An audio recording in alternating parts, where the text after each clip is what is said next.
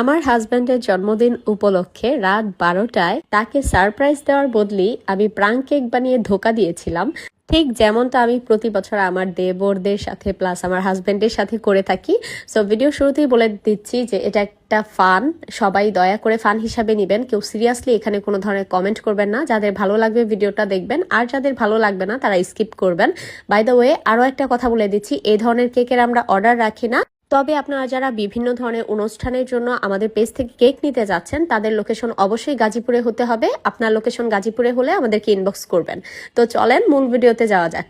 So ভিডিওর এই পর্বে এসে আপনারা বুঝতেই পেরেছেন যে হ্যাঁ, আজকে সিরিয়াসলি আমি এখানে প্রাঙ্ক কেকটাই বানাচ্ছি। আর প্রাঙ্ক কেক বলতে আজকে এখানে আমি অনেক ভেবে চিন্তে নুডলসের একটা কিছু করার চেষ্টা করেছিলাম। কারণ আমার হাজব্যান্ডকে ধরেন, যদি আমি কখনো বলি কিছু খেতে ইচ্ছে করছে তাহলে বলবে নুডলস, যদি বলি কিছু রান্না করি বলবে নুডলস, যদি বলি কিছু খেতে ইচ্ছে করছে নাকি তাহলে উত্তর দিবে নুডলস। তাই আমি অনেক ভেবে চিন্তে এই ডিসিশনটাই নিয়েছি যে নুডলসেরই কিছু একটা করব। সো প্রথমেই আমি আমার একটা কেকের মোল্ড আমার বোর্ডের মধ্যে খুব ভালো করে ক্রিম দিয়ে লাগিয়ে নিয়েছি। আর এরপর দেখেন, আমি আজকে এখানে বাটিটাকে উপর করেই রেখেছি যেন আমার নুডলসটা ভেতরে দেওয়া যায়। আর নুডলসটা কিন্তু একদম ফ্রেশ ভালো ছিল। আমি রান্না করে দেন একটু ঠান্ডা করে নিয়ে তারপরে এই মোল্ডে দিয়েছি। আর বাকি কাজটুকু তো দেখতেই পারলেন, মোল্ডের যে সোজা অংশটুকু সেখানে আমি ক্রিম দিয়ে একটু শেড করে নিয়েছিলাম। আর এরপর জাস্ট আমি নুডলসটাকে বাটির ভিতরে দিয়ে এরকমভাবে একটু ড্র করে দিচ্ছিলাম। কিন্তু আমি আসলে এই কাজটা করি না, হুট করে তারপর আমার মনে হলো যে আল্লাহ, আমি তো এখানে মানুষের একটা চোখ মুখ এঁকেই ফেলেছি। সো পরবর্তীতে আর উঠানোর মতো ওয়ে ছিল না, বা আমি উঠাতেও চাচ্ছিলাম না, যেহেতু কাজটা করেই ফেলেছি। সো এরপর দেখেন আমি এখানে কি করব। অন্যান্যবার তো আমি নর্মালি উপরটাতে ডেকোরেশন করি, বাট এইবার আমি চিন্তা করলাম যে এখানে আমি একটা বার্ন ওয়ে কেক করব।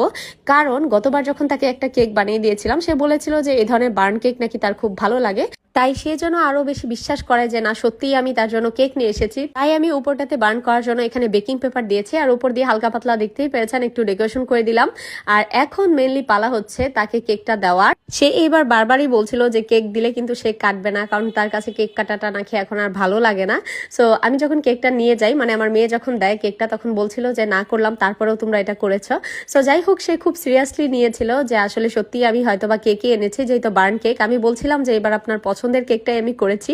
সো সে তো একদম নাইফ টাইপ নিয়ে বসেছে যে কেকটা কাটবে। সো আগে আমি বললাম যে এটা বার্ন করেন, তারপর তো কেকটা কাটবেন। সো এটা যখন বলি তখন মানে উনি ভাবছিল হয়তো বা যে আমি কোনো দুষ্টামি করছি কিনা। তো তারপরেও একটু কনফিউজ ছিল যে না, হয়তো কেক দিবে এবার দয়া মায়া করে। বাট না, দেখেন আমি এখানে প্রথমে কেকের উপরে যে বেকিং পেপারটা দিয়েছিলাম সেটার উপরে আগুনটা ও ধরালো। আর এরপর তো দেখতেই পাচ্ছেন ভেতর থেকে আমার সেই নুডলসটা বের হলো। আর এখানে তো মানে হাসছিল, আর আমার মেয়েকে বারবার